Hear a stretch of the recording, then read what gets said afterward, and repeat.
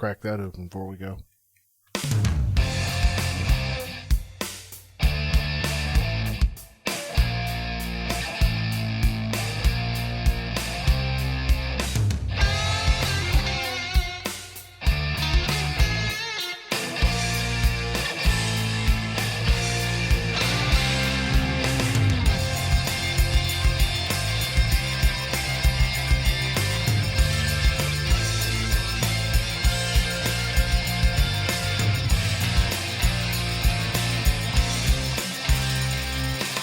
Good evening, everybody, and welcome back to the Aviation ARCN podcast. My name is Joe.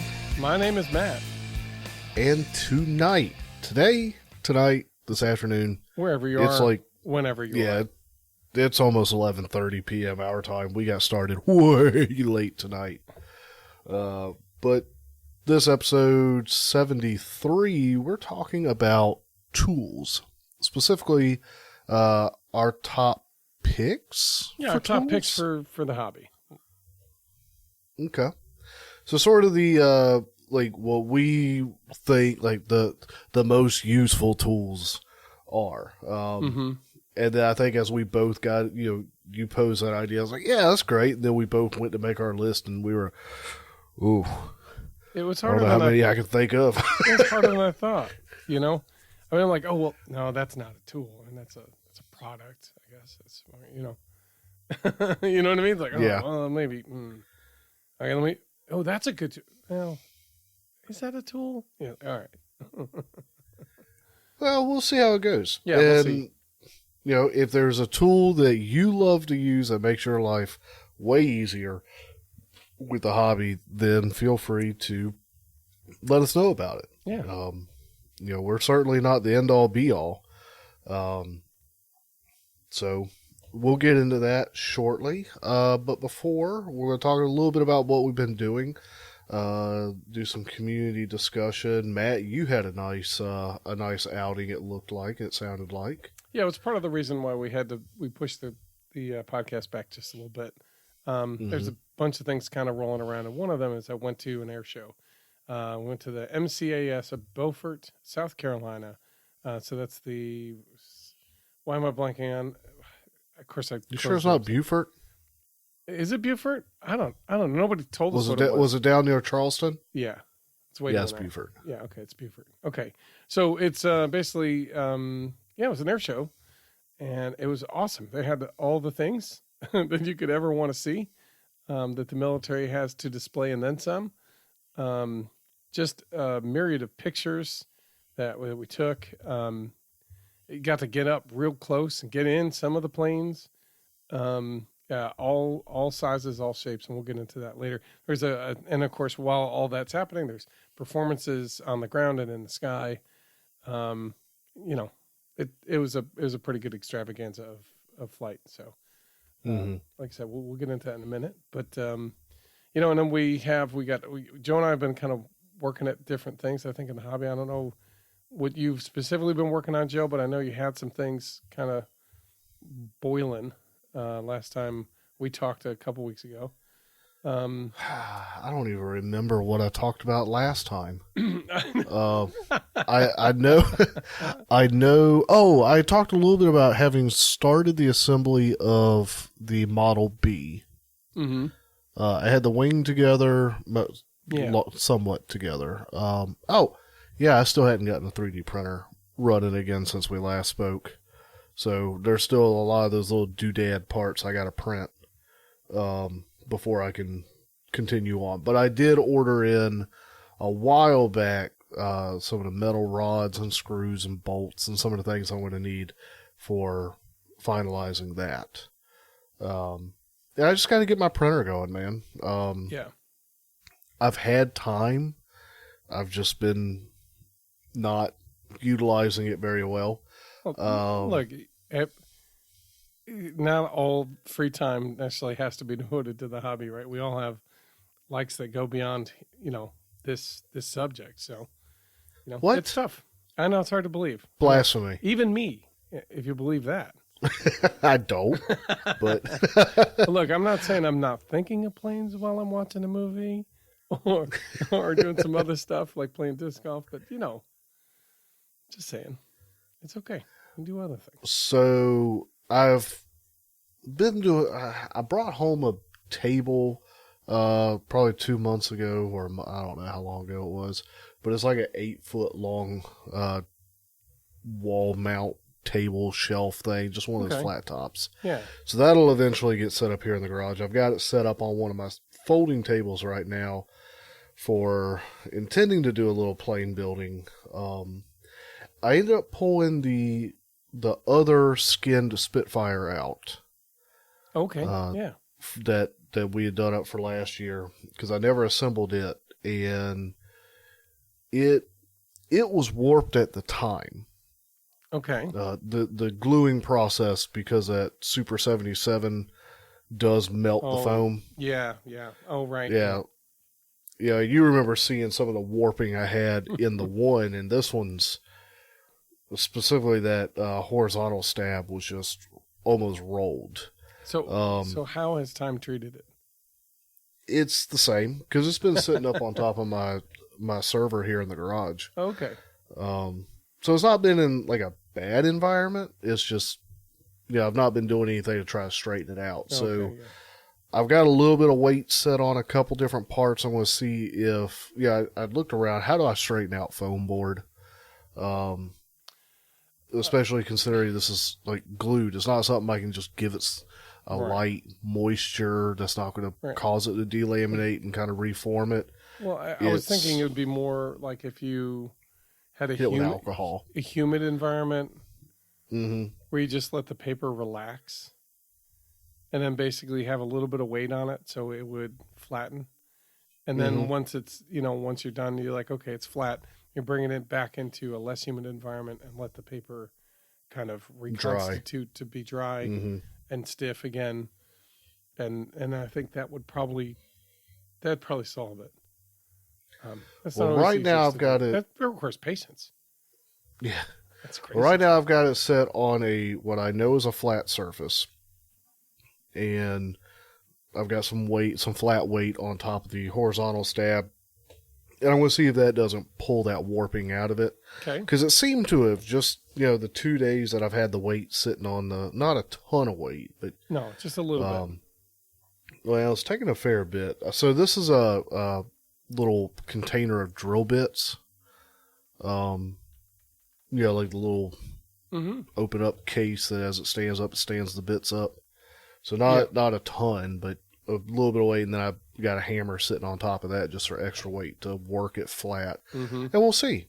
And then I pulled out, I hadn't cracked it open, but I also pulled out the FT, was it the mini biplane? I've got a... Yeah, I've got a kit for that from Flight Fest last year, and the FT3D, I think. Oh, yeah. Which is the kit that I got for volunteering. Oh, the gift that keeps on giving. Yeah, but those have just been carried out. They're now out here on the table. They may end up making their way back in, but and then the Flurkin's still in pieces. So there's not been a lot. Just more thinking about the hobby more than doing a whole lot with it. Well, sometimes that's the best place to have ideas for them that give you the inspiration to get at a project. It can be. I know I was actually in preparation for Flight Fest, and next episode, I think we're going to talk more in depth about getting ready for Flight Fest, things to take, like we did last year. Just another revisit of that topic. So I was looking at power options for when we're out there. And I don't think I'm going to follow up on any of them, but they do have battery packs that can provide AC current for like our heat guns and our my laptop while we're out there and such. Yeah. That, when we're more down towards the flight line, I could take forward and plug in and recharge battery pack. I was actually looking at a little 2-stroke 1200 watt fuel generator. Which plane are you putting that Just kidding. But apparently that's not quiet at all. Okay. So I mean, I don't think I would really have a power option. I may, I don't know, pull a car battery or something to take with us. Where we weren't really far from the tents at all. But yeah, I get you. The built tents have power, so it was easy to kind of, if you needed to charge and do some basics, like it was all there. It's pretty easy to do. But yeah, I get where you're coming at. Oh, yeah, we need to add tarps to the list of things to bring for this year. Oh? Well, if we're having a couple tables and we want to set out our planes up on the tables and leave them overnight, we want to put tarps over it. Keep the dew off. That's fair. I'm just, rolling a couple of ideas before we get there. I mean, no, that's fair. I mean, the other option is I go buy another mansion of a tent and we can use that to store them. Oh, Jesus. We don't have that kind of, we don't have all that kind of room. I'd rather have more tent space, I guess more like a pop-up build area, hangout space. Mm-hmm. Than actually have like a plane storage unit.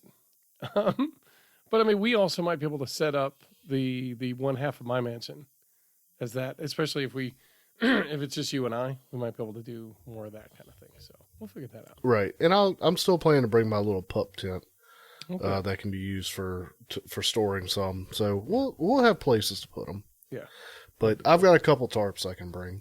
Excellent. Anyway, we'll get into more of that detail. I just want to make sure you've got that on your radar, because that's something was on my radar, and if I don't put it somewhere, I might forget it. Mm-hmm. Anyway, so good. Yeah. So what else have you been? So you're looking at those two. Which one of those two you're going to build first? Do you think? Probably neither one of those two. Okay.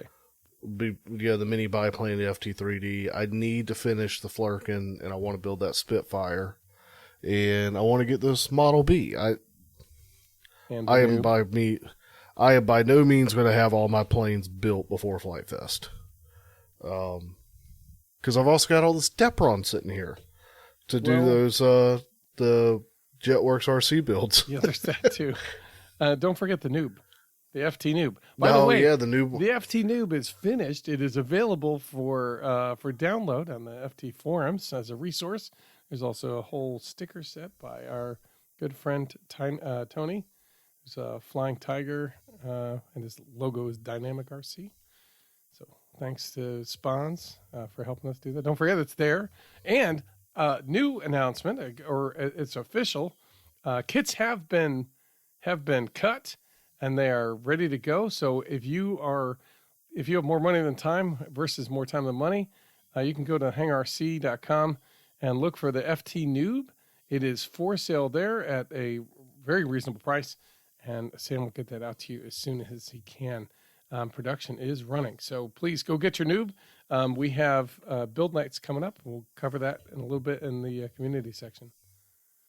Mm-hmm. Anyway, sorry. Yeah, a little shameless plug there. No, you're good. That reminds me. I keep thinking while I'm at work, I need to print off the plans, and I just keep forgetting. Oh yeah. But yeah, that's about it for me. Again, it's just been a quiet 3 weeks on that front. Yeah. I get it, man. It's nice when you get them, Mm-hmm. if you can get them. This is not the time of year for me to get any of that. Just not. Never is. Well, I am not blessed with children, so that's not part of my schedule. Yep. No, I get it. And it's not all them. It's just, there's things I want for them and that they want to do, and I want them to be active. And because of those wants, it means the schedule just gets chock full of nuts. So, I believe it. Anyway, I remember growing up, just the things that I had going on. It made it a lot easier when I started being able to drive, and my parents, trust me to drive and to drive my sister to some things. Oh yeah, because they're like, God, we don't have to go. We can stay here and do all those other things we need to do. Great. But yeah, we just take for granted the amount of time and energy it takes for the adults in our lives at that age to do that, to be there to let us do those things. Yeah. And So you look, if I you're look young at my and parents, I'm listening like, to how this, did y'all accomplish any of those things they when y'all had us? They didn't. They just made it work. So if you're younger and listen to this podcast, just think about all the things your parents help you do and thank them for it. They won't expect it, and you'll get all sorts of brownie points. You might even get a new motor or something. I don't know. I don't know. But either way, they say thanks every once in a while. It'll delight and surprise your friends, and your Absolutely. And your So what have you been working on? Boy, it's been two things mostly. I've been working on the 300% Noobs. Oh yeah. And I dolled up the Noob I had finished in the build night, so I made that look all the kinds of pretty. I finished all the control surface connections, all the stuff. I set up a model in the transmitter, so it is the Death Star is fully operational for sure. And matter of fact, I got a chance to go out today, just today, because we had there's a 45-minute window between one thing and the next. I'm like, that might be just enough. It's time. 15 minutes to get out the field. It was a beautiful day. It's been a beautiful day for the last couple of days, and I just have not been able to get out and do a thing. And so I was able to go out for 15 minutes, literally exactly 15 minutes. We rolled the field. We went out to the local park, and there was there's people working on the field, and then there was in the other section I might have been able to fly. Again, it's a maiden flight, so I don't know. I know it'll fly well because I know the Wonders fly well, but I don't know that this Wonder will fly well, right? And I don't know if it's all trimmed out. So, and then the other section, there was a lady with a stroller and a baby, and they were having fun in the grass or whatever. I'm like, I'm not gonna try to bully them off the field so I go fly an airplane, so and I don't have to worry about it. No, but all right, let's go to the field. So we went to the flying field, and just as we got there, there's three of club members who were, they were packing up their larger planes, which was really cool to see. Some of the planes kind of caught an eye, and then we started up. I said, okay, here's the phone. You do the filming. My youngest came out with me, and he said, okay. So he had it ready, and I plugged in the battery, and off we went, right? So lickety split, we threw it in the air, and it wasn't like a perfect launch, but it was a pretty perfect launch. I kind of rolled a little to the right. Good. Yeah, it rolled a little to the right and kind of ran back around, and just tried to trim it out as best I could, so it didn't lose control as I was trying to trim it, which is good. I got as close as I could, and I think I set the trim settings too fine. I think I have it as fine and not coarse or medium. So that means that each trim notch increment is a smaller throw amount. Right. And I needed it to be bigger, and I don't know. I didn't get there. So I was like, oh, darn, close. It was close enough, and I was able to trim it level. So I was really just having a little bit, always want to roll a little bit to the right, so I had to keep a little bit left in there. So the flying wasn't as maybe aggressive as it could have been, but I was able to, bring it around, just fly it slow overhead, and it was flying. And this is the Sunny Sky motors that I had on the big flying wing, the Kraken. Okay. It's because the Kraken busted. I have to redo the pods again. And so I'm like, well, while I've got those motors that are great, not on something, let me put on something, make them useful while I, until I can get back to that plane. Okay. So I put it in the Noob Wonder. And again, it was flying slow. It was at 25 or 30% throttle. And it was, kind of putzing around pretty nice. I told that to my son, and Logan's like, what? 30%? Oh my gosh, that thing's going to go really fast. I'm like, yeah, probably. I said, we haven't even really hit past 50% yet on any of the stuff we've done so far. I said, we'll get there. Wow. We'll get there though. He's like, okay. I just want to make sure it's close to trim before I punch it, and I really got to hold on to the sticks tight.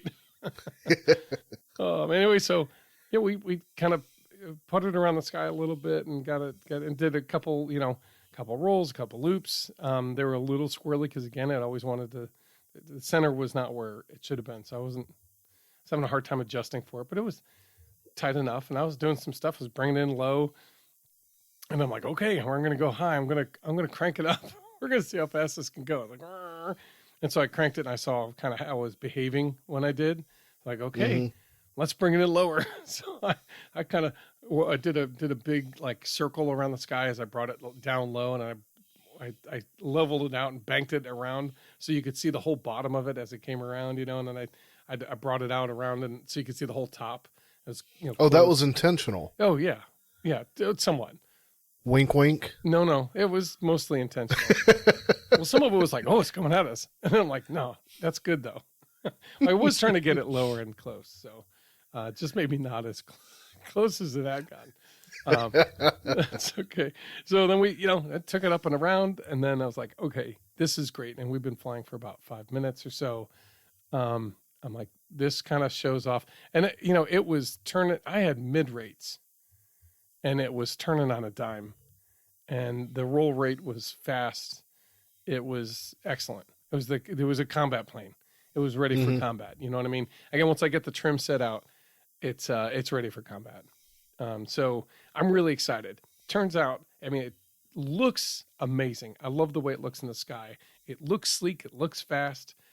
Thanks to Tony for making it look like a 1930s racer plane. It just and it flies that way. Again, I've got the 2220 Sunny Sky. It's a 6-turn motor with 1,150 kV motor. It's on a 4S 2200 battery. The battery is almost like kind of mid-bay, so it kind of hangs in a nice sweet spot. I have a lot of room to either add or subtract battery if I wanted. And let's see, it's I think a 40 amp ESC. And otherwise it's just standard setup, regular servos, and it handled like a champ, flew like it was ready for combat. So I'm excited to kind of tweak it and get it trimmed properly, and then we'll be in good shape, and I'll be ready to kind of fly it like I stole it. That's awesome. Yeah, that's awesome. I'm really excited. It was a really good trip. And Logan was excited about it too. And I said, yeah, I'm building like 3 more of these things. I said, one of them is definitely yours. So think about how you want yours to look, because I'm excited. We're gonna get this going on. He's like, oh, okay, that sounds good.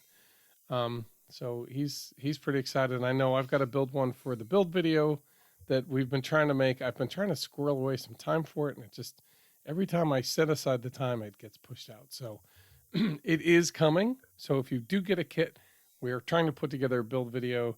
I think either Spons or I are going to put together some sort of assembly instructions in the meantime. Some sort of kind of graphical, put these together, glue it here, put notch in the tab, that kind of deal. Right. In a pictorial session. Other than that, I've been working on the 300% Noob, which is going well, and it feels like it's going slow, but it's not. So I've put this one spar fully together, which is 2 sheets of foam width with all the trussing and the holes inside, and they snugly fit the broom handle that I was designing to be the main spar workhorse, right? And it's basically, right. I'm going to, once I get it set, I'm going to glue that in place in the truss, and that's going to distribute all the loads on the inside of the wing. And then basically, I'm going to do the same to the other side. And I've got that all cut out and ready. So it's a matter of a glue up tomorrow, and I'll probably have that ready. And it has another of those broom handles. And then Lee from, and Brian, who's, I think it was Rah? Yeah, I think so. On our servers. So they apparently fought over helping us, who's going to actually help us. But they both did, really. But Brian's a good friend of Lee, and Lee is with Windcatcher RC, and they sent us, we talked about it before, but they sent us that carbon fiber tube. And the bigger carbon fiber tube they sent fits like there's no, the air that gets pushed out through the center. It can't go through the outside. It's that tight. It's a nice snug slide in to the broom handle. So Nice. I'm going to have a center section in the fuse that's permanently in there with just like a collar that tube is glued into. Mm-hmm. So that carbon fiber tube is, or I don't know if I'll have it set in there, is glued. I'll figure out how I want to specifically get that set up, but basically it's going to be permanently in the fuse center, and then the wings kind of push in, and then they'll kind of latch into that groove. You know how Spons has his that has the groove on the top. The big one will have that. I still haven't built one. What's that? I still haven't built any of the Wonders. I know you're good. That's on. I put that on your list as things to build. No, because you need to, when we build, the next time we build, and we'll get into that very shortly. That's definitely what you need to pull out and start building. Because you need one. You need yours. Of course. Anyway, so those, again, they fit like a glove. The thing is, the one spar is super strong. I'm really pleased. I haven't done an official test. I have basically a 30-pound cat litter. So what I'm going to do is I'm going to take that fuse and support it midway out the spar to simulate the average load of the wing. And then I'm going to try to hang the kitty litter in the middle. 30 pounds is a lot of force. Yeah, but the fuselage is going to weigh at least 30 pounds, or at least 5 pounds. And if we're doing acrobatics and combat, that's a 6 times multiplier for safety. Okay, fair enough. I mean, when you're designing full-scale plane, if you're doing acrobatics, if it's a normal, like, trainer plane, it's a 3 times safety multiplier, typically. Okay. And for when they talk about acrobatic planes, they say 6. I'm like, okay, well, I mean, I've got 30 pounds of cat litter. I can at least see if it holds that, which it feels like it should. And I kind of like, no, I want this to be strong. Like I want this to be, and the box, because I'm doing the, those square trusses, so there's no torsion in it. So I've got a couple formers ready to cut out. So once I put those on, it's really just sheeting that wing, and then that wing will be almost completely done. But either of them, I mean, they'll go quick. And part of what I'm doing is I'm also testing. I didn't mention, like, hey, you're building 2 of those, right? Like, I would not just bring it one. Like, I know I'm hoping. Look, again, the goal is to definitely get one done, and I want to get the second done. And I should be able to. My hope is as I'm doing this, I'm correcting the digital files that everything's measured off of, right? So if I can, there's certain parts of it that I can just use a needle printer to print. Okay. And then I can have those parts done dead accurate. And then the other stuff is really just kind of cobbling it together and making a couple cuts and folding. So that should be relatively simple. So that's the goal. That's kind of where I was thinking it might go with it. And if I don't, I'm not going to cry. I'll just do it like I did the first time. It didn't take that. It's not all that much. You know what I mean? It's, but it's a project and it's big. It's really big. Yeah, that panel you're looking at, it's just the one half. And granted, I'm going to score it in half, and it's going to fold over on itself. But basically, that's one whole wing half, that panel. Just the bottom skin and the top together. It's big. So, yeah, I'm trying to think. I don't think I've really done anything else. That's pretty much what I've been. And that and doing, looking at the planning and going to the air show with Amy and her family and mine. So we had a good Did you time. make it to the Joe Knoll air show or just the one in Beaufort? I think that's this weekend. It goes from earlier this week to this weekend, I think. Oh. And you're the one who needs to go. You live right there. Yeah, I won't be able to make it. I know. We talked about that. Sorry. Well, I'm bummed that we both can't go. There's one in the fall, September 29th to October 8th. And all in the fall. So we can look, and I heard that's a big one. No, it says May 12th through the 20th. So that's 2 weeks away. About 2 weeks away. So if you are, there's a lot of people, a lot of podcasters going there. A couple of ones that we know. The RC Roundtable guys are 2 of them are going. I think Lee and Fitz are going. And I know the RC Plane Lab guys are going. Ron, Tom, I think Dave's going too. So those are the ones I know about. I think, the AMA podcast, I'm pretty sure that guy gets out there too. I think it's Matt. I'm trying to think of the other podcasts I listen to. I think the other guys that I've heard are like in Utah, like they're out. They're not making that kind of trip. You know what I mean? It's not going to be easy, but yeah. So let's see, first weekend.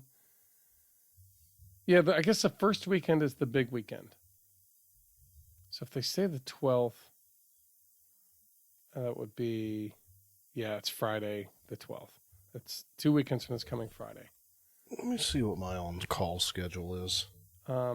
It's, if you're just doing the first weekend, if you're not doing the entire week, it'll probably be like $80 to $100, depending on if you're going to fly or camp or what. I'd end up just being a spectator. you might just go. My thought was I was planning to just go a day, Mm-hmm. Junior pilots are $20 a day with the paying guardian, if for my family, it'd be like about $100 to go for a day, which again, as I understand it, it's an absolute extravaganza of RC and flight. And it's big. So it may be worth going to just see what the heck is going on. They all have dates for next year. I'm not on call that weekend. Well, maybe we can make them schedule a way to get out there if we can. It's also the end of the school year, so everybody wants to do all the things. That makes it really difficult. May 10th through the 18th is next year, and May 9th through the 17th is the year after. So they've got dates piled out. So if we can't do it this year, we can maybe put it on our calendar for next year, so we're more likely to get there. Well, speaking of dates, I want to take this opportunity to segue. Very good. No, you like that, did you? I did. I like it. We have 2 more new build parties coming up. Mm-hmm. And I see that the one for Friday, May 5th, 9 p.m. Eastern time, you've got labeled as Build Party 2. So I guess the last build party we had it was Build Party 1. That was Build Party 1? It was officially. Okay. And then Friday, May 26th, 8 p.m. Eastern time is the final Noob build party that we have scheduled. Mm-hmm. And I should be able to make both of those. Okay, good. Well, that means you'll probably have your Noob together. Your Noob Wonder. Here's hoping. Right? I need to have at least one ready for Flight Fest. Yeah, definitely. And we're going to include links to the event links. That'll get you in. So you There are event links? Yeah, there are event links. Look at that. Yeah. And we'll see about putting a link to the Discord like we usually do. Join us. We're constantly talking about stuff. There's people building all the time. We're always talking shop and supporting each other, not just in the hobby, outside the hobby as well. But again, when you want to talk shop, it's not always easiest. We have a bunch of video channels that are designed so that people can build together, and we encourage that. All we ever ask you to do is keep it family friendly, and we'll call it with a flight test attitude, where it's working together, not working against. That's right. Easy enough. It's easy to do when you're all talking about the thing you really enjoy. So yeah, it's good stuff. So please join us. I know Joe and I are planning to be on both of those nights. I'll probably, as June rolls around, I will probably have more build nights that I'll kind of pop into there as we head towards Flight Fest. Remember, Flight Fest is June 21st, 22nd, 23rd, 24th. Wait. It's June 22nd, 23rd, 24th. Officially the 22nd, yeah. Yeah. And I think we're traveling the 21st is our plan, I think is. We'll see. We haven't solidified all that stuff, but that's we're trying to figure that out. But just know that that's when it's happening. So if you're not there, you're square. I'm just kidding. You're not square. You're fine. You're fine. But we'd love to see you there because we're going to be there, and we're going to have some ridiculous stuff. We're going to be bringing these giant Noob Wonders, We're going to be all over the place, and we're going to really look forward to hearing from you guys. Tell us, show us what you're building. Meet us. Say, hey, get a sticker. That kind of thing. No, we got so many stickers. Daggum. Well, maybe we do. We still have a lot of stickers. I've still got a pile of stickers. Not as many as we had. I forgot. Yeah, you still have a pack of stickers. I sent a lot of the stickers I had to our constituents to make kits. So if you order a kit, or if you order a sticker kit, if you want to get a decal set, reach out to Flying Tiger Tony in our Discord and ask him to send you a kit. He'll ask you a couple quick things like what would you like as your name and what number would you like on the thing, and he'd be happy to send it to you. If you, again, want to purchase a kit for you, your friends, your loved ones, your cat, your dog, I don't know, go to Hangar RC. They've got them for sale right now. With those comes a bunch of stickers so that you can use them as roundels or, stick them on your cat or your dog or your kids, whatever. What? All right. Anyway, my point is if you want stickers, that's another way to get some. Yeah. I think that, there's just been a lot of building in the community. I know one of the guys is building a Proton. One of the, what is it? Shoot, I want to say Edward RC, and that's not right. Anyway, I'll think of it later when it's too late, probably. But anyway, so he's building that. That's a pretty cool thing. We've got some of our usual culprits are all building different things. We got somebody's building an H-plane. Yeah. Now, what is that? I don't know. It's a creation of his own. It's fantastic. What is it? Dave, Speederbach Dave, I think, was the one who's building that. We got a couple other bikers in here, so they were all geeking out on cycling. It's pretty cool. We have a number of cyclers in our group. If you want to see some of the pictures, cycling text channel now. We should probably. If you want to see some of the pictures from the air show as we talk about them, if you go to 423 at 5:12 p.m. in the general channel, I posted a bunch there. That was a date timestamp. Okay. Yeah. 423 is the date. Okay. I'll see if I can post them in our show notes. That'll help us maybe build a quick page for it. But yeah, there's so much stuff going on there. We'll talk about it in a second. Quinn, Perks, and Oliver, who love flying 3D, they put together a few 3D planes. I know Spawns put together his version, kind of using the idea you had with the crenellated edges. Yeah. Yeah, he did that World of Warcraft one. Yeah. And that mask or whatever, I think he did a vinyl outline. And that looked awesome. I mean, yeah, it did. Just dang, top notch. Wow, way to knock it out of the park. I was like, oh, I need to start. Maybe I need to get maybe I need to get a cricket. And then that was Miles Berkematic. He posted an article about, I guess, a researcher who's trying to create a mechanical engineering professor who's trying to basically marry taxidermy with bird drones to help study birds, right? And of course, then there's the military, like you don't know that this isn't a bird, so we get to spy on you, maybe, I guess. I don't know, maybe that's the military application. But what he wants to do is study birds. So basically he takes a bird that's passed and uses its feathers and skin to build an ornithopter that can follow the flock. Which is crazy. It's a drone designed to follow the flock. And so we'll put a link to that unusual article because I thought it was a pretty neat, I don't know how we found it, but that was a pretty neat thing. Just there's so much going on. Oh, Amy flew her, I helped her crash the mini speedster. I didn't mean to. Well, I launched it and I guess the thrust angle was straight. Which it's high and it created an overturning moment and it needs to be up thrusted a little bit, I think, and that'll balance it out so it'll fly level. But she got some really good pictures of that. About how she really did a good job making it look pretty. I think. Did she enjoy the little bit of flight she got with it, or? There was not much. She had a really good attitude about it. That's what I'll tell you. She made me feel like maybe there's hope. And she's like, that's okay. We don't have to. It's not. Maybe it won't be perfect every time, but it's okay. Okay, there we go.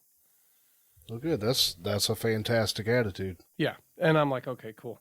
Whew. I just felt terrible. I'm like, I'm so sorry. And she's like, no, it'll be okay. We can glue this. We have the technology. We can rebuild. Oh yeah, that looks great. Yeah, she did a great job. And I know, let's say Matthew Bushhawk has a new cub that he ended up picking up. Looks sharp, big too. So he's really excited about that. So anyway, yeah, just a bunch of our community are really active, and they're talking about all the different things. So join us. It'll be a good conversation. We'd love to have you join us. Put your hat in the ring, right? That's right. Yeah. All right. Let's talk about tools for a little bit. Okay. Not too long. I don't think this will take up too much time, probably. No. So your thought was to make a list of, like, each of us make a list of tools that were like, these are the top tools, in our opinion, for working in the hobby. Yeah. And I assume as we go through them, we're going to kind of justify that a little bit, but then also compare the list and see what we had overlapping. Okay. All right. I feel like the tool I start getting lost without is like good needle nose pliers. Okay. Use them to snip things whether it be soft metals or, craft sticks or things like that. And then I'm always trying to bend this or that or pull a wire through or pull a plug, like, oh, let me get in there and get that. Got to pull it out because they're always handy. Like I said, if I'm ever at the field and I need to adjust a control rod or something, I usually kind of grip it and twist just a little bit to shorten it a hair or lengthen it. And it's kind of my go-to tool to kind of adjust stuff. And so to me, it's one of my go-to tools. You need one of those if you don't have a good needle nose pliers, because I've got a bad one and it's bad. Don't throw it out, burn it, melt it into a figurine or something. I don't know what you do. Do something with it. But needle nose pliers. Just gummed up, hard to move? No, it's like off, and it twists a little because the grips are off a hair because they just aren't tight in the rotation part. All right. Yeah. No. Get a good pair. It's worth the money, I promise. What about you? What's one of the tools you tend to go to a lot? Or do you want me to roll through mine? I figured you'd go through your whole list, and then I can, like, note what of yours showed up on mine. Okay. All right. Hobby knife. Obviously, if we're cutting foam all the time, it's, the hobby knife and the kind of in pair with that is the cutting mat. But I'll talk about the hobby knife first because it's like the tool we use to build foam planes. I have an aluminum one. I hate it. It's too light. It needs to have like sort of some mass. I wish I had that. I think you have one that's a little bit wider. So I'm not crazy. Those little aluminum pin ones don't feel right, do they? No, they don't. And I have one that's a regular size, but it's too light. It doesn't have the feel. It's not as smooth. There's something about it. But I want that chunky feel to it. Yeah, a little bit of a chunky feel. Yeah, and then so steel one, good. It's, I don't know, it's the one you're going to go to with the number 11 surgical knife in it or blade in it, and you really can build whatever you dream up. So my whole house is a living proof.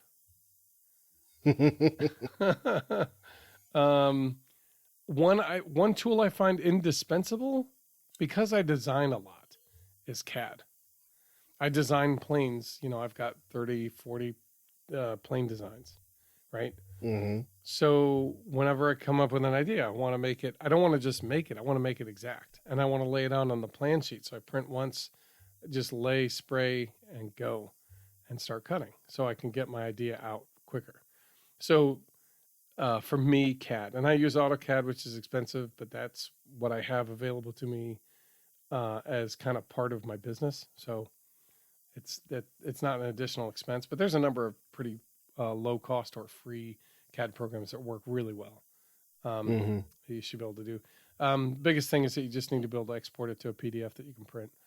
And with that, printing is the 3D printer. It's good for all the accessories, like all the accessories. You know, as long as you can keep it printing. As long as you can. Well, you're trying to print a whole plane, sir. A whole plane. You're not. I'm not. Nope. I won't do it. You're like, oh, that's a. I'm not going to throw you under the bus like that. Calling a kettle black over there. Fair enough. No, but Mr. can't get his firmware right. Okay, look, that's on the original one. I abandoned ship and got one that works better. Anyway, so it works, and it works well. When it does, you can print all the bits and bobs, and that's I'm like the fact that I can print out scale tires. Is just incredible. I've got the little connectors that go in between this and that. I've got little pilot figureheads. You can print the ducted fan is another example. Like all those things, like it would cost a lot of money to try those things, and have a 3D printer to be able to print it makes it simpler. Z-bend pliers, because I end up having to get the right landscaping wire, the right thickness, I guess, so they're not crimping it and busting the wire. Like my wire does. Yeah, like what? I was really surprised. And I'm like, oh no, that's really what's happening. Oh my god. But yeah, Z-bend pliers, because I use the landscaping wire from Home Depot or Lowe's or whatever it is, and then I use those, and one end is already done. Like one crimp, it's done. That saves me all sorts of time that I might get distracted. Excuse me. And it's just nice to have a good bend. You'll be able to stick it in there. Boop. Done. And that's right. Yeah, it's good. So that's one of those tools that I'm glad I bought. Some of those you buy and you're like, well, I don't really know. Like, I hope this is worth it. Like yeah, I use it every now and then. I've got a prop balancer stand. Right? I haven't used it. Nope. Like, I know that's important, especially in the bigger planes. Yes. I've not once balanced one of my props. No, that might be half our problem. I don't know. Maybe. Anyway, but that's like one of those tools where I thought it'd be helpful, and it was far less helpful. Maybe that's a whole separate episode. Battery alarms. The little battery alarms you put in the plane with your battery. So that way when you get down to like 3 points, if it sags down to 3.3, it starts beeping at you so you know, okay, it's time to get in. If you don't have your timer set yet.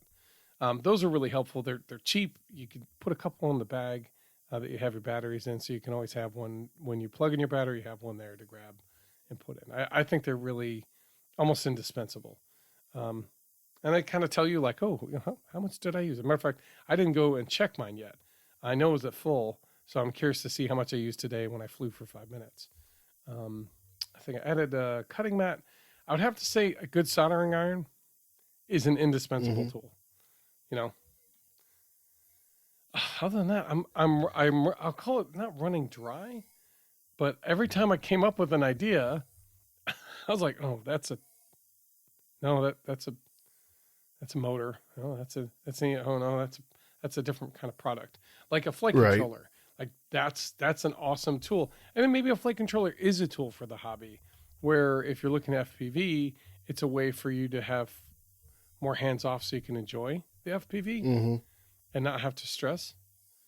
So in some senses, that's a tool. That's a pretty cool tool.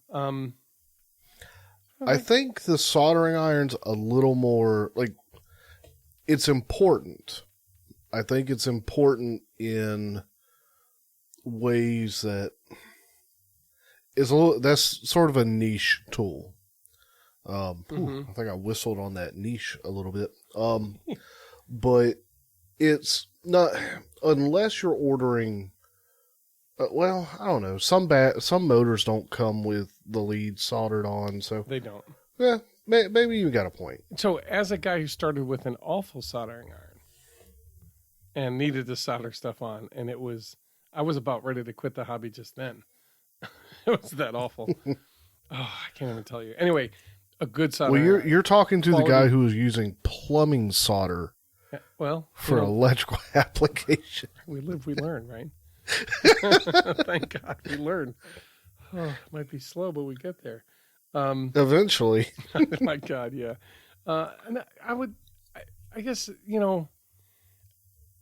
for quadcopters and that kind of thing, conformal coating or some way to waterproof your stuff, or if you have a water plane, that's an indispensable tool to have. But I don't do that as much, so I won't put it high on the list. But if that's what you're doing, that's an important tool. I guess it's a product, but to me, that's a tool. It's a tool to keep everything dry that you find important and make sure that it's gonna stick with you. I know I'm missing important ones. Well, let's hear about your list. And maybe we'll circle back and think of a couple more as we go. We will. Look, everybody says that a voltmeter is awesome. Like, buy a voltmeter, you only need one, and it'll be good forever, right? You only need one. And I have one. And I keep forgetting to plug it in and test my motors to see, how much amps they pull. Anyway. So I had a couple of yours, and we'll hit those as I go. Mm-hmm. These are in no particular order, just because I jotted them down as I thought of a relevant tool. Hot glue gun, which I was really surprised didn't show up on yours. Oh, but, yeah, it's almost like ubiquitous. So that should be top. Without the hot glue gun, right. Really, the foam planes don't come together well. And having a hot glue gun that makes you happy, which for someone who doesn't, which any of our listeners are going to get, but for someone who doesn't get it, that's going to sound dumb, but you got these little rinky-dink ones that they use in the schools, and they have so little, I want to say, heat capacity. So they get hot enough to melt the glue, but they can't stay hot enough. Yeah, they can't keep melting it. And right. That's critical to what we do, because we're pumping glue through that thing. Was it Speeder Bike Dave? He pulled his apart and he made a whole thing about it. I'm gonna put a thermistor in there and everything. Yeah, he's like, I want this thing to melt everything and just keep melting it. But awesome. That's I don't know that so much with the heating element as much as the whole package. Yeah, because they're the little ones are not going to care. They're not going to have the volume of glue that can be heated because they're just a smaller package. I remember Flight Fest last year. I handed a kid my hot gun because now Flight Fest, they sell the little rinky-dink ones because, hey, you're up there, there's a couple options, but there's this little rinky-dink one to get you going. Mm-hmm. And every tool has its spot. I don't want to knock the rinky-dink ones because they will glue. Yeah. But I want a beefier glue gun that when I squeeze, I can run a long bead. I'm not worried about having to have a rewarming period. I can run it as much as I want to run it, and I'm not going to run out of heat. Now, in addition to that, my glue gun makes me probably 80% happy. And I say that because when you watch the flight test videos, they've got the glue gun with the needle tip. Yeah. And I think yours might have that as well. One of them, it came with it, and I think I went with it. I think it came with a different tip. I have it. I could switch it. But once you have the glue in there, when it cools, you have to switch it hot. And I was like, yeah, I'm not playing with that. Okay, I can see that. Yeah, but I just decided that's not worth my pain. But that tip, so mine, I don't have the little needle tip, so whenever I lay glue, I'm always laying a fair amount, and whenever I go to glue a crease or a 50% score or anything like that, I'm gluing on top of the foam. I don't have a good way to, I can get it down in there, but it's not like I can stick that needle tip in there. So, when it comes to your hot glue gun, start out with a cheapie, whatever, but find one that's going to make you happy. Think about the application. I just grabbed mine from Walmart. And I was like, here's a beefy looking hot glue gun that's going to do better than these little ones that my wife had in her craft kit. Yeah. If I had if I'd known then what I know now, I would have looked for something that had a finer point to it. But anyway, I don't want to ride the hot glue gun all night. That's okay. Hobby knife. Now you had that. Mm-hmm. Again, the cornerstone of what we do. They've got. I think they've got knives. I could be talking out of the side of my mouth at this point, but I know with leatherworking there were knives that had there were swivel knives. Mm-hmm. So as you cut, you could twist it and turn it. I know that's a leatherworker tool. I don't know if we have that in the hobby knives. But the hobby knife and just keeping a stack of blades ready to go. Yeah. I use a blade until it's absolutely shot. You should probably, once it starts to pill the foam a little, that's when you replace it or sharpen it. Mm-hmm. If you keep going, you're really hurting yourself. Look, I'm weird like that. There's some things I was just like, I'm going to work. I want a soda. I'm going to pull in and buy a bottle of soda. When I'm working on my hobby, I want to use that blade until it can't be used anymore. I want to save that fraction of a penny, man. I know. It's like $10 for 100 of them, and you're like, I know I could get another penny out of this. I did the same thing. Screwdriver. Yeah. Oh, look. So, yeah, you need them for your servos to mount the servo control arm. Mm-hmm. You need it for mounting your motors. Mm-hmm. And yeah, there's the Flight Test branded screwdrivers. They're the right size. They are designed for the application. But there's other screwdrivers out there that are not branded that will do the job just as well. But a good long, small Phillips screwdriver. What about a hex driver or a small hex driver set where you got like 3 different sizes? I've found occasional this nut is a hex driven screw. Like, oh shoot. I've not run into a ton of hexes, but the C-Pack was a hex. Mm-hmm. Yeah, usually the motor mounts. There's 50/50 is depending on if you're usually if it's a quadcopter motor, it's going to be a hex driver because quadcopters are put together with hex head bolts. Typically. So. I didn't think about it too much because I've got so many Allen wrenches around my place. I just got to dig and find them. But, yeah. It's nice to have one. A juxtaposition to that is this is a tool that I should have had on my list. Have you ever seen the little RC cars? They have, it almost looks like, the lug wrench for when you're replacing your tire, right? Right. That big kind of cross. Well, they have like the little mini version, but it's all the nut hex bolts. And it's basically they have different sizes on each end of the of that little cross tool. The problem with that is when you're mounting a motor to a power pod, you don't have the room for that crossbar. Oh, I'm just saying there's other spots where if you're doing like a 3mm bolt, right? Yeah. And you're doing the hex head to screw it in. And then you got to retain the nut and keep it from spinning. That's when that little tool comes in handy. I've used that more often than I thought I would. If you have like an old, like I ended up buying a Tommy Grasshopper or something like that, and they all come with those little tools. And I'm like, oh, this is going to be useful. And I always have it kind of set aside in a little stash. I don't know what you call it, a little bucket. And then I just kind of keep it in there. And I always know where to go to get it because I find I need it more often than I think. We had a drawer in my house when I was growing up.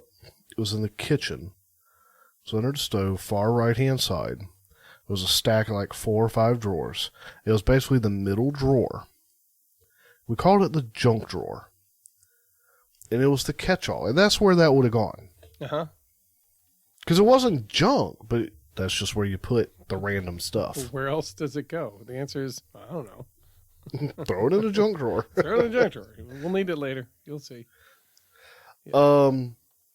Z-bend pliers. I love mine. Mm-hmm. Yes. So I buy my landscaping flags from Tractor Supply. Yeah. Tractor and Trailer Supply or whatever that I got here in town. The way they process and treat that metal makes it extremely brittle. Right. It's so not that when I Z-bend it, right. So when I Z-bend it, I guess maybe it's tempered metal. I don't know, but it splits, and it'll work. I can get it through the horn and all. It's a process, and it catches. But if I put too much load on it on one of those ends while I'm trying to get them through, I'm going to break that end off, and then I got to recrimp my end. So, I need to go buy some more flags but I can never find them at Lowe's. I don't know why. They're in depending on the. You've told me, but I've gone and looked, and I just don't see them. So, well, just ask somebody. It's usually that simple. Usually, a flat surface. Whoa! Look at you pulling out the big. It's a tool, the workbench surface. Yeah. There you go. And I say that because we take it for granted, but I work on my 6 or 8 foot fold out tables that I bought years ago for our computer gaming parties that we used to have. And even then, they weren't perfectly flat. Mine have bellies to them and rises, and they're my workbench. Yeah. I've built every one of my planes on one of these, but the inherent problem with that is it is difficult to be square and true. And so all my planes, it's already difficult to be square and true anyway, unless you got guides and such. But when you're freehanding it, at least if you got a nice flat surface, you're just that much closer. But all mine have little bellies and rises to them. Nothing of my stuff sets flat, which is why I brought home that 8 foot wall mount shelf desk thing. It's just pressed wood with a Formica surface on it. Straight edge. Now, my straight edge a lot of times is just a smaller cutting mat.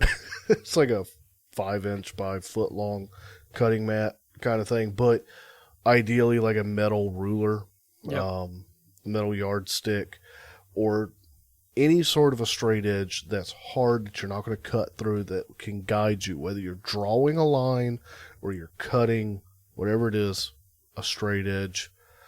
Straight edges can also be used for helping you fold or bend or crease in a straight line.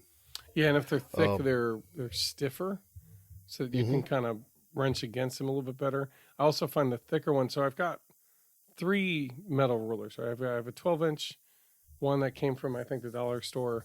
I got an 18-inch one that probably came from an office supply store, and they're pretty thin. And what I find is, as I'm pulling the knife along that, every once in a while it kind of skips up onto it, and it kind of ruins the blade a little bit, and it ruins the ruler a bit, and you're like, oh. Even the ones that are the wooden ones with the little metal strip in it, I find that happens sometimes. So those are still helpful and useful, but you need that metal edge. Otherwise, you're going to cut into, at some point, while you're pulling that straight line, you're going to cut into it. And And then you go, oh, now every time I pull a straight line, it's going to have a bump. And I have that problem because I still use sometimes, when I'm drawing straight lines or I want that straight edge, I've got like a 4-inch by a little over a foot cutting pad that's got the grid and the rule marks on it and everything. And I've used that. It was my wife's at some point, but I've used that when I'm pulling my knife, and I have taken little slivers out of it, so it's not perfectly true. Now, fortunately, the hobby we're in, the material we work with, the scale we're working at, there's plenty of room for imperfection. But especially at 11 feet or 10 feet or 110 inches. So what was that? Yeah. But the flip side of that is I've got a full blown. Do I want to call it a framing square? It's been a while. It's been long enough. It's the full T or L shaped square. Yeah. Oh yeah. A building square. No, it's not the L square though. It's the full, like a T. It's Is it okay? It's still a framing square, but it's a big. Okay. One. Yeah. It's not. So I guess where I get off is I'm thinking a speed square, a little triangle. Yeah, those little and they're helpful too. Matter of fact, that should probably be a tool too, because I just use it now to kind of. I use that to keep the edges perpendicular when I'm gluing sometimes, and then I also use that to make a quick cross that's perpendicular to the one edge. If I just want to get along. But you're not going to be perpendicular if you're on a rounded table. Let's not talk about that. Anyway, go ahead. I just mean my warped tables. That's experience talking there. Yeah. I mean, I have when I'm doing when I'm drawing lines, and when I was working on the Noob and the sea duck and different things, I've pulled out that framing square, big as it is, to help draw my lines, because I wanted to do it in one take. And with that, I've got a 36-inch aluminum yardstick basically, and it's the same kind of deal. It's the same kind of thing. That has a thickness to it, and that really helps in having your knife run along it and not hop up onto it, skip up onto it. Yeah. So it really makes a big difference. So if you are selecting one, if you can get one with a little bit of thickness, makes a big difference. A pen, specifically a pen. Because I'll use my pen in a couple different ways. One, drawing, tracing, marking, denoting. But also, when I do my 50% scores, I will use, a lot of times I'll use a barbecue skewer to kind of press that in and hollow that out a little bit so that the fold over goes easier. Sure. But then I'll also use my pen tip, with the tip retracted, and press that in to kind of spread that press out a little bit. What kind of pen? I mean, is that like a ballpoint? A lot of people use ballpoints. Yeah, generally ball pen is all I'm. You're saying it's a retractable, right? So one of the click pens. Yeah. Okay. They've got a medium thickness to it, not necessarily the ball. Although, I guess if I were to get technical about it, 0.5 millimeter. Look at you. Just because it's 0.7 millimeter. All right. Yeah. 0.5 millimeters, like your extra fine. That's what I like to write with. Right. But do this work with. Right. You want like the 0.7, 0.8, the bigger ball. It's not going to gum up the moment, some trash gets in the ball. But I say retractable, but even not retractable. If you got one of the little cheapy Bics that you can flip around, and it's got, the flat end at the back. Really what I'm getting at is it's a multi-use tool that you can trace with, draw with, denote with, but also press those 50% scores that you're going to fold with. So there's times that maybe it would be advantageous to go in and do a bevel cut, but instead of doing a bevel cut, I'll just go in and press the foam really, really hard with a pen. And I'll start with a barbecue skewer, but then I'll go back in with a pen and really spread that pressing mechanism out, so that then I can fold over like the leading edge of the wing. Okay. Tape, a variety of tape, clear tape, clear. See, that's one of those ones where I'm like, that's a material, not a tool. But I mean, you're absolutely right. I agree. But I mean, that's the best. I found that's one of the best ways to get solid, beautiful color on a plane. And I didn't even think about it in that way, because I was thinking little Scotch tape, or the clear tape for taping your plans to the foam board. I was like a clear packing tape for gluing taping pieces of foam together before you glue them, or if I'm going to do like a leading edge fold over that I know is going to be real tight, I'll tape it first before I do my fold over, and that strengthens it. And if you I'll need tape a thing the bottom of the plane to slick it up and waterproof it. Yeah. You can also or water resistant. Fiber reinforced tape to make sure that there's no stretch. Fiber reinforced tape, no stretch, but also around the power pod. That's where your strength is coming. Yep. I don't do it all the time, but I'm starting to do it more. You're like, well, maybe I should start. No, I'm doing it more, but yeah, I certainly didn't used to do it. I've used painter's tape because it peels back off real easily. If I'm masking or just when I was doing the Master Series builds, you need the painter's tape for helping hold foam in those curled states as you're shaping. Yeah, in that sense, I guess it's very much a tool. I think of it as just such. A product, Nice. I think of it as such. Good catch. Pliers, like you say, needle nose.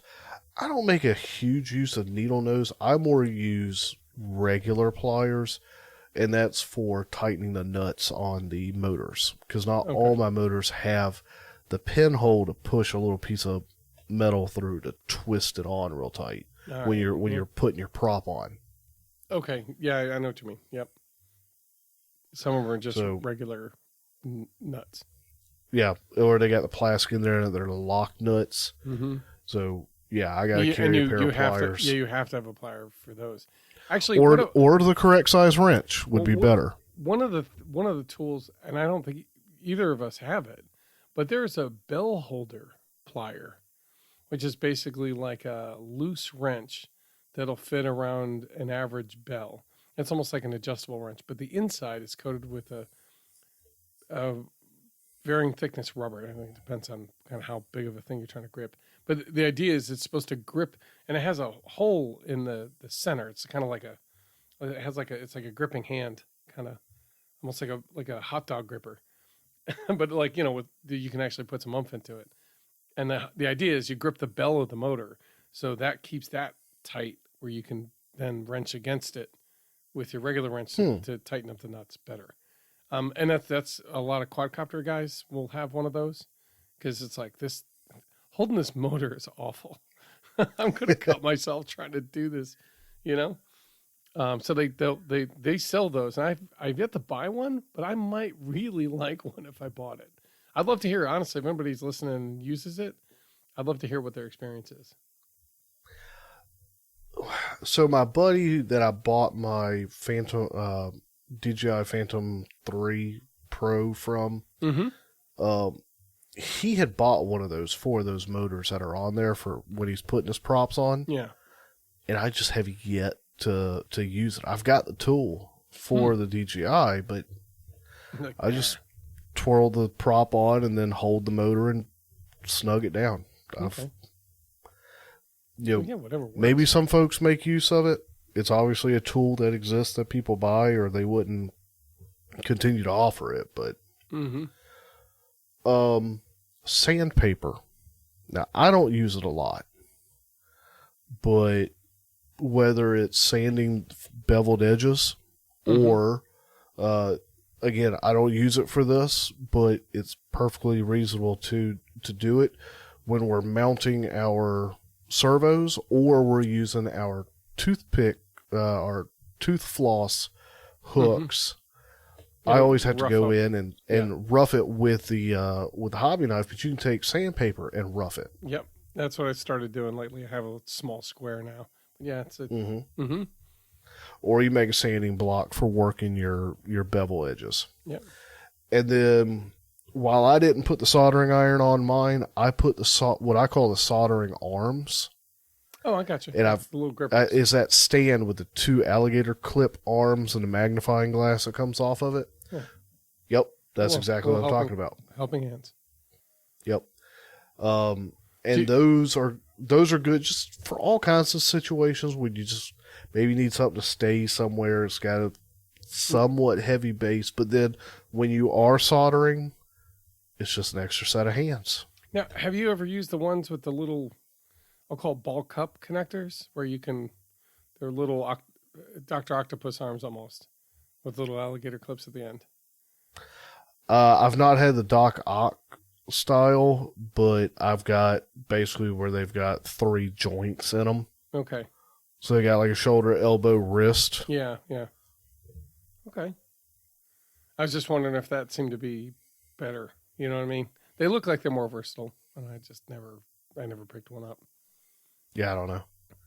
Again, mine was my grandfather's. Okay. So yeah, they didn't have those fancy ones back then.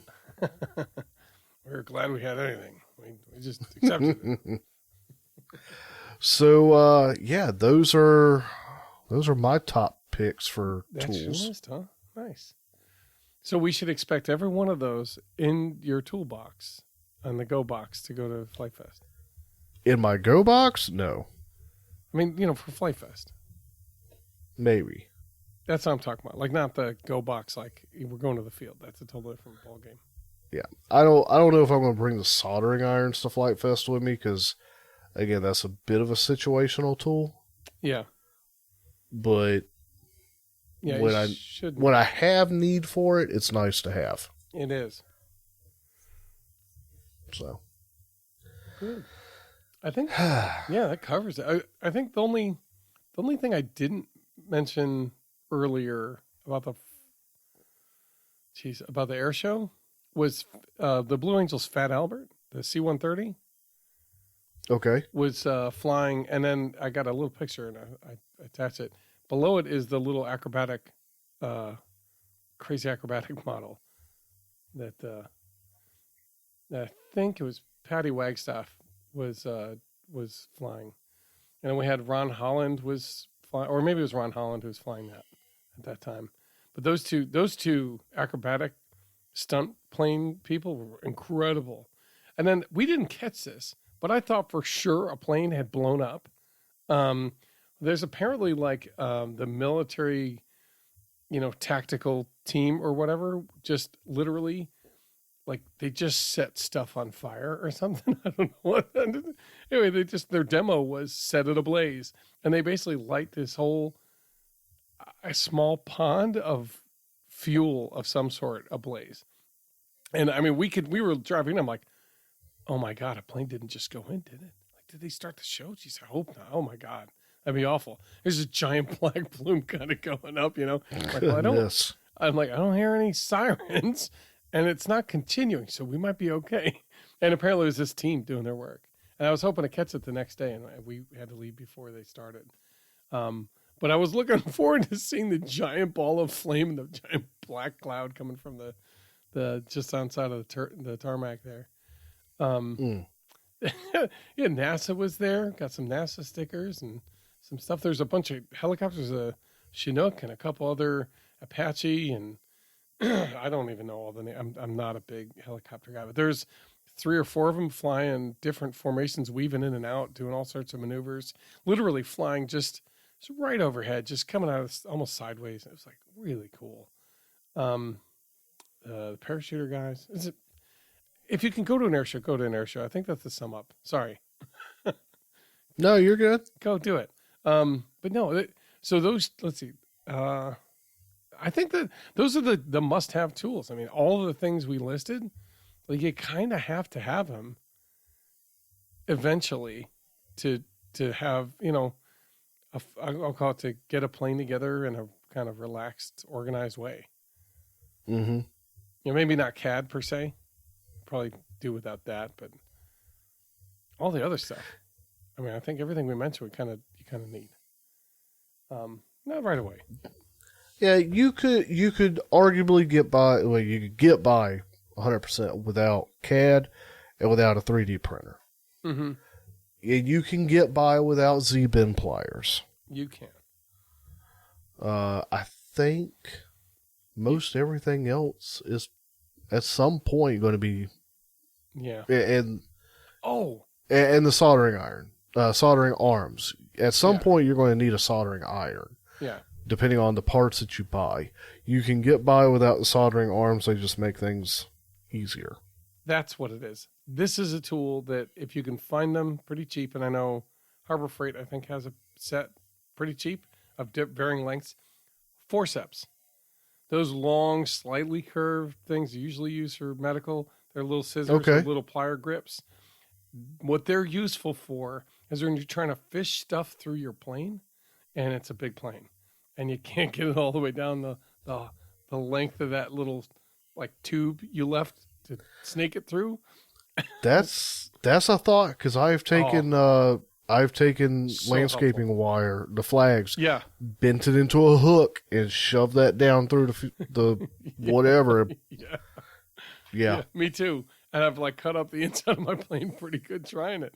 So I've used those pliers. I happened to be there. So what's nice about them is that basically you can close them, but you don't have to close them all the way, and it kind of ratchets shut, which means you can put them in, grip something, and kind of get a little bit of pressure till it clicks, and then you can let go of it. Which means it can hold on to something and keep it from coming out the other end while you're trying to futz with something on the other end of that wire or whatever. And then when you finally get it set and you can kind of put it in, you can then lead the rest through because it's still attached. So it's pretty helpful in a couple of different ways. So that's a tool I should have had on the list. That's a tool. What else would be a good tool?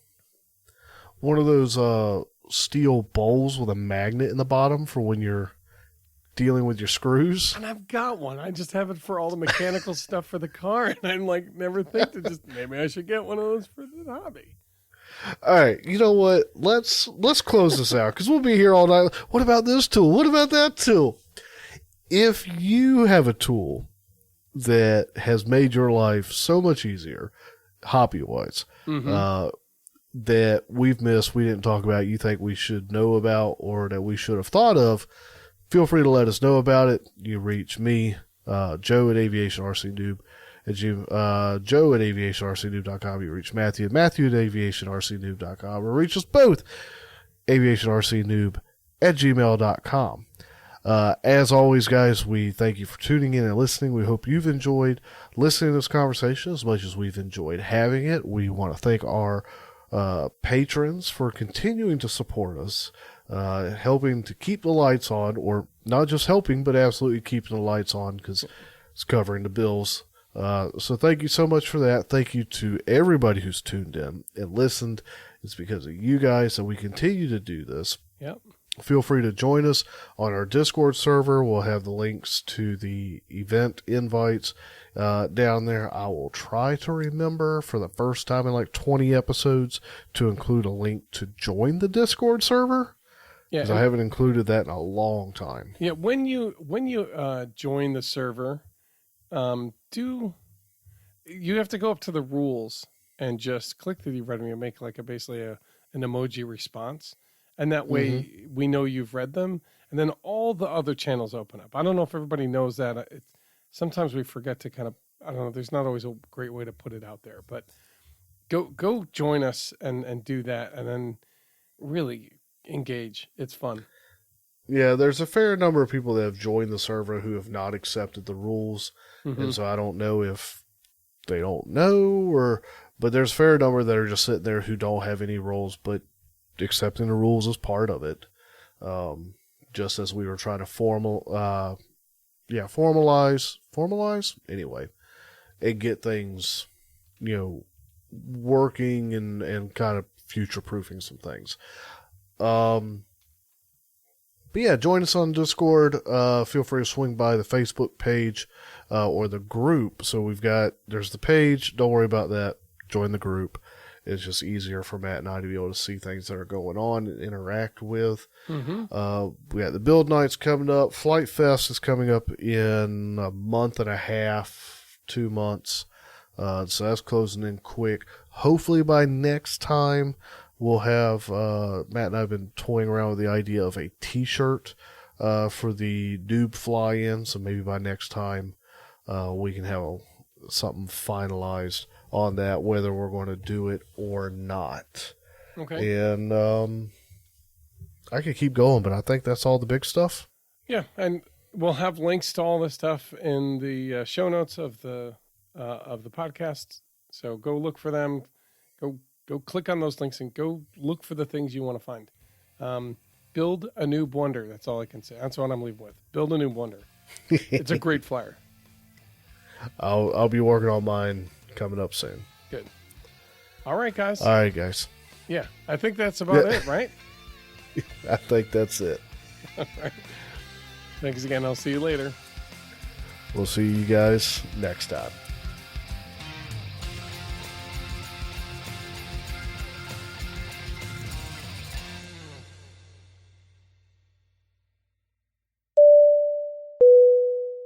Well, we just need to make sure, like, we're both going to have volunteer schedules, and then we've both volunteered to help Dan with the build, and then we got the Noob Wonder fly in, but around all that, we just need to make sure that both of us, but you especially, just get the relaxing, hanging at, like, we get some time. But that's the thing is, like, that place, it's all good. I mean, all good. Usually it's because I haven't eaten if I'm some kind of weird way. Like, I love it there. It doesn't matter what I'm doing. I don't mind doing I get to help people build. Sweet. I get to help Dan build with people. Sweet. I get to go build with people in the tent. Sweet. We get to be on the line and fly planes. Awesome. We just found a whole bunch of new people to talk with for about 20 minutes. That's really awesome. It's all good, man. The whole time it's all good. We're going to have people swinging through our campsite, I won't say nonstop, but this year we're going to have some people swinging by to see us. I hope so. And that's why I wanted to get flags. Again, when she was like, it's $20 for 4 of them, I'm like, what? I'm like, how much does it take to build the flag? I'm like, yeah, we'll work with you. I go, hey, sweet.